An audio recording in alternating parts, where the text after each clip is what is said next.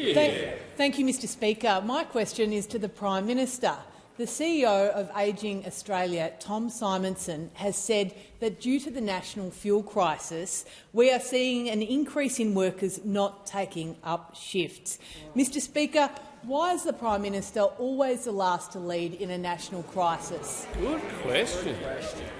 Very top. Order. Order. The member for Bowman. Order. The Minister for Social Services. When the House comes to order, Prime Minister will have the call. Thanks, Mr Speaker. I thank the member for her question. What we have done is to convene National Cabinet for a second time today. We'll continue to meet. We've agreed a national fuel security plan with premiers and chief ministers. We've announced halving the fuel excise for 3 months, reducing the cost of fuel.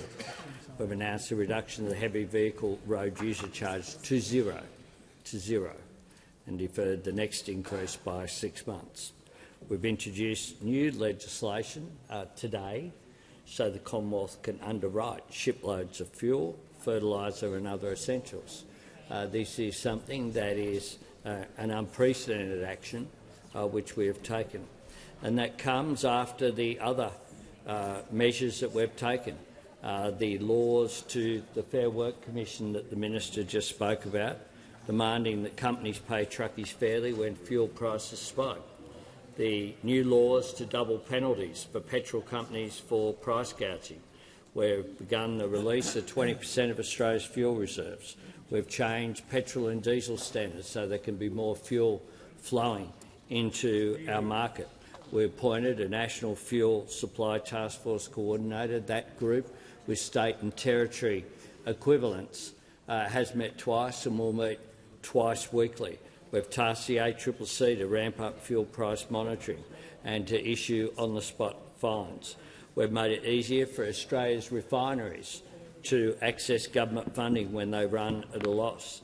We've engaged with international partners to keep supplies flowing, including the joint statement I made with Singapore, but we've also engaged with leaders in Singapore, Malaysia, Korea, China, all of our international partners.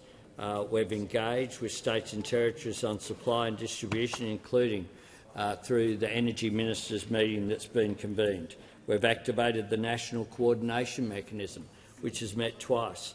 We've unlocked $2 million in financial counselling funding for impacted farmers, and will continue to do what we can in circumstances which are real. You can't just wish away the impact of a war in the Middle East that has seen global fuel supplies be reduced. But we've continued to act each and every day, and some have been cooperative and supportive, and I want to give a shout-out to industry in particular we've worked with, and state and territory governments across the political spectrum today were productive as well.